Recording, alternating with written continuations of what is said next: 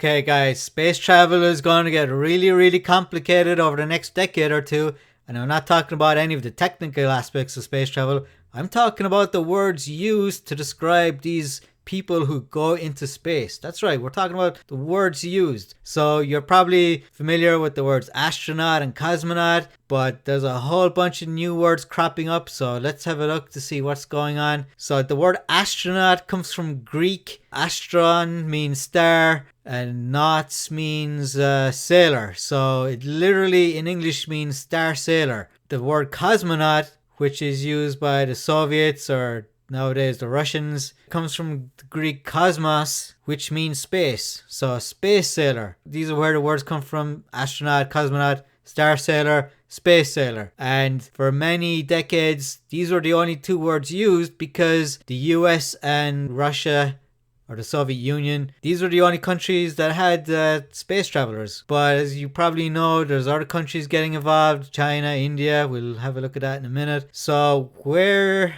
did they come up with astronaut, the Americans? So back in 1959, at the beginning of the space race between the US and the Soviet Union, they discussed whether they would call the Americans astronauts or cosmonauts. One of the NASA guys preferred cosmonaut because the word space makes more sense than astro. Astro means star. These astronauts haven't traveled to stars, or haven't traveled even close to any star, even our own sun.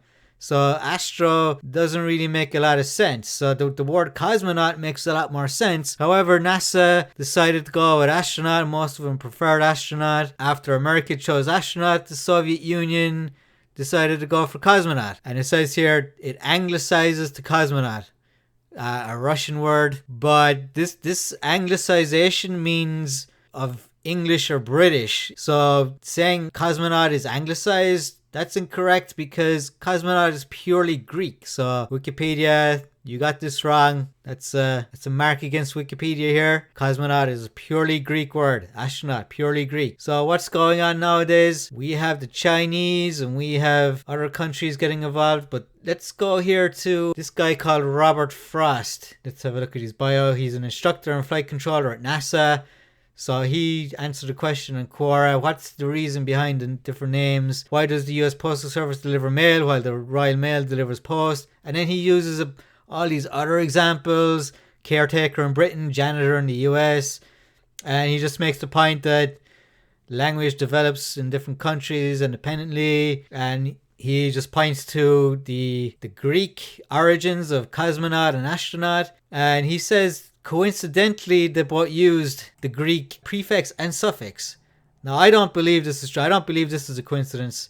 I believe one copied the other, and it looks like it was probably the Soviets that copied the Americans. The Americans went for astronaut, the Soviets go for cosmonaut. Fine, whatever. Let's go back to this article here. So they talk about astronaut and cosmonaut. And now we have this one. Taikonaut. What's a taikonaut? Yuhang 1, which I'm not pronouncing correctly, obviously. Space Universe Navigating Personnel. So this term has been used by English language news media. It's been changed to taikonaut. Again, saying it's anglicized would be incorrect. It's more Greekicized, which is not a word, by the way. Taiko. So where does the word taiko come from? Because it doesn't come from this term here. It comes from this one, taikong ren, which means spaceman, and is often used in Hong Kong and Taiwan. So not like mainland China, but from Hong Kong and Taiwan, which are semi-autonomous regions of China. So it'll be interesting to see if the term taikonaut takes off, because the Chinese probably wouldn't be too happy with this if it comes from Hong Kong and Taiwan and not from the Chinese mainland. So we'll see how that develops, but it's been around for quite a while, 2003. So going back to this term here, heaven navigating, it means. So it's kind of like a religious or spiritual source for the word, which is interesting. So this one is really kind of weird. We have parastronaut. What the hell is a parastronaut? This comes from the European Space Agency, ESA. So it envisions recruiting an astronaut with a physical disability, what they call para-astronauts, with the intention but not guarantee of spaceflight. The disability is considered a lower limb deficiency, through amputation or congenital leg length differences or short stature, less than 4'3". So I guess if you're 4'4", you're not disabled. I guess I don't know how they came up with this measurement of 4'3". If you're 4'3" or shorter than that, you're disabled. I guess this is the European Space Agency. I don't know what's going on with this term. I guess they're virtue signaling or something like that. Who knows? So with the rise of space tourism, spaceflight participants. So this term is used to distinguish those space travelers from professional astronauts. So spaceflight participant, it's not really that catchy. They use the term space tourist, which is a bit easier to say and it's a bit shorter than that, but let's see how that develops. Now, this is where it gets really, really complicated because there's a term vyomanauts, and it's French, and it's sometimes used to describe French space travelers, and it comes from the Latin word spatium for space. So this vyonaut uses Latin and Greek. It puts Latin and Greek together to describe French astronauts. I mean, this is just getting too weird for me. And there's a Malaysian term. I'm not even going to try to pronounce that. Comes from the word space. And then apparently there's an Indonesian term, which is similar to the Malaysian term. Then we have the Indian Space Research Organization. They're hoping to launch a spacecraft in 2022 that would carry vyomanauts, coined from the Sanskrit word vyoman, meaning sky or space. Okay, so if it means space, that makes sense. Sky, not so much, but vyoman means sky and space, so I guess the term kind of makes sense. And look at this. In Finland, there's a US astronaut. He's Finnish-American, Timothy Kopra, and this one guy has sometimes been referred to as Sisunauti. Sisunauti from the Finnish word sisu. So presumably the naughty is like nautical, back to naut, the Greek, and the Finnish word sisu. What does sisu mean? Sisu is a Finnish concept described as stoic determination. Okay, so it's just getting weirder and weirder. Sisu means being stoic, having tenacity, bravery, resilience, which is really cool in that, but nothing directly to do with like space travel. So this term doesn't make sense. I mean, I like the term like that it means stoic and tenacity and all that stuff, but it doesn't really make sense. Other European countries, Germanic languages, astronaut is used in conjunction with locally derived words like Germans, Raumfahrt. Okay, so what does Raumfahrt mean? So let's have a look here. So in this Collins dictionary, Raumfahrt, it just means spaceman, spacewoman. But what do the words actually mean? So let's see. Raum in German means space, and Fahrer in German means driver in English. So literally, space driver. So again, space driver, that makes sense. I like that. But again, like, you're inventing all these new words for astronauts in different countries. And we have the Dutch, similar word here. Sweden, Norwegian, similar words to the German. So look at this. So how does NASA define what an astronaut is?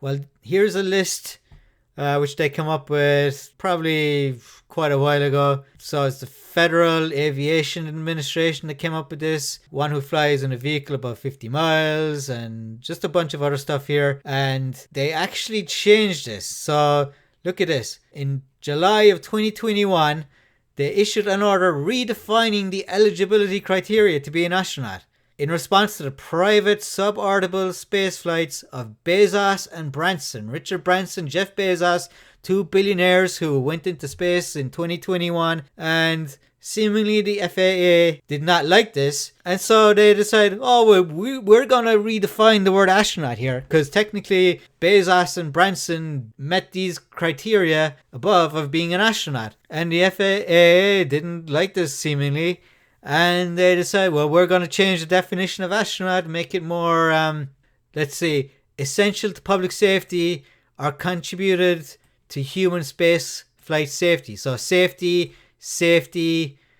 they're making it about safety, which sounds dumb to me. I mean, if you traveled into space, way into space in a rocket, and you didn't have any safety in mind, according to NASA, you're not an astronaut. You don't meet the criteria of safety. So this is garbage as far as I'm concerned.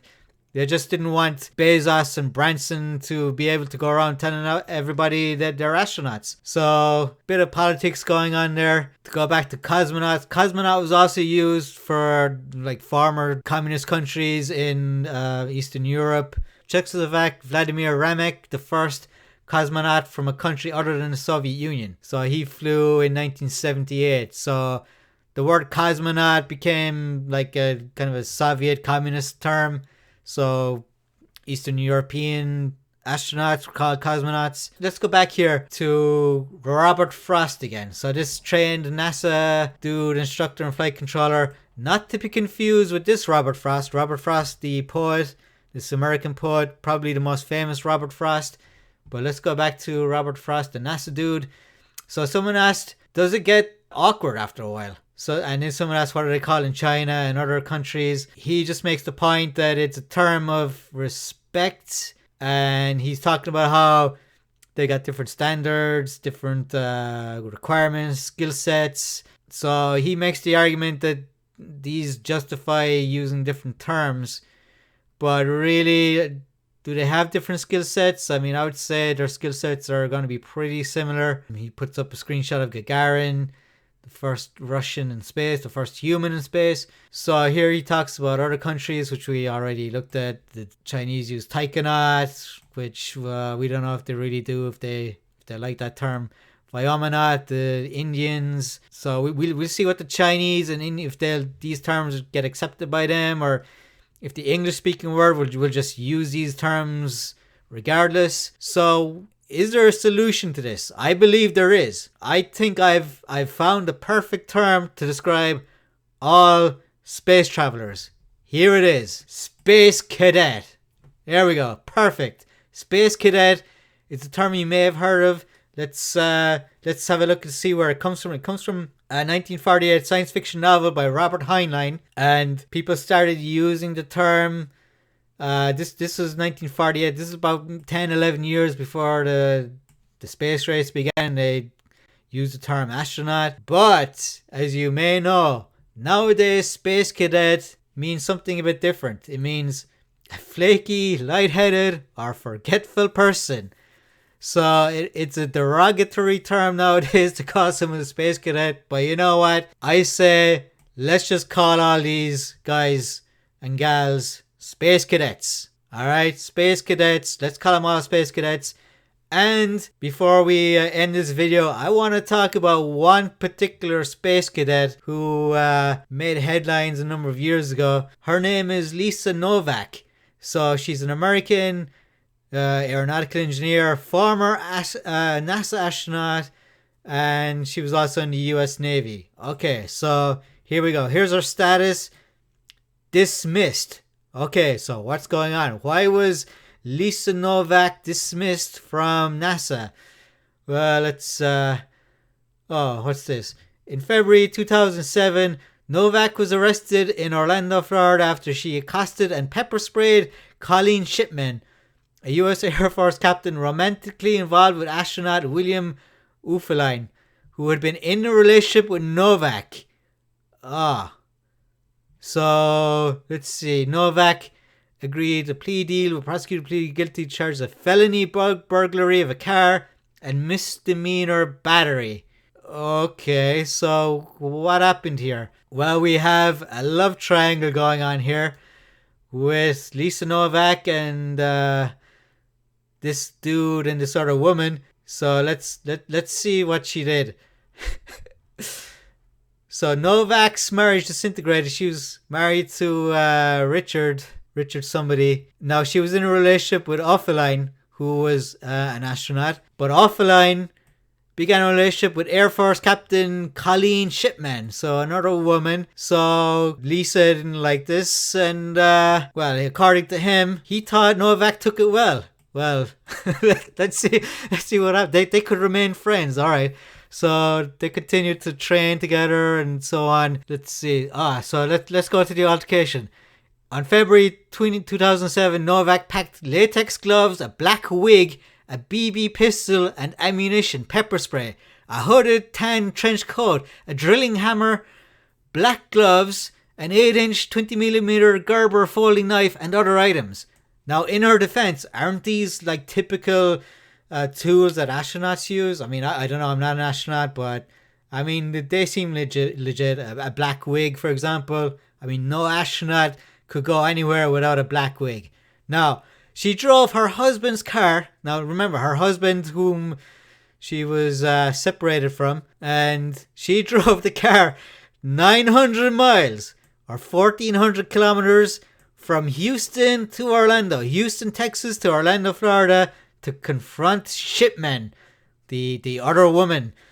So, and here is an early report saying she wore maximum absorbency garments. In other words, adult diapers. Now, the adult diapers is something astronauts, I know for a fact, definitely use.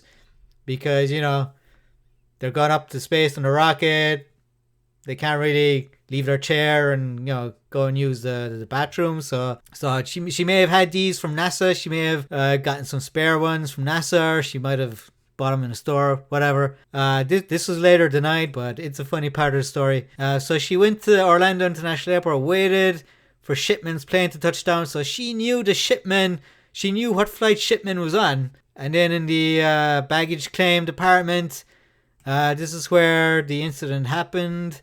So she followed her out to the parking lot, and then Novak slapped the window, tried to open the car, asked for a ride, and started crying, rolled down the window, and then Novak got her with the pepper spray. Shipman drove off to the parking lot booth where she called the police, and then she was arrested. Alrighty, so this space cadet, Lisa Novak, so these astronauts, one of them went a bit nuts here. Lisa Novak, love triangle. So there's an interesting story to end it with. Space cadet, perfect term. Let's just use it for all astronauts, all space travelers, cosmonauts, taikonauts. Oh my god, it's gonna get crazy, guys. Space cadets, let's just agree. Okay, see you guys next time. Goodbye.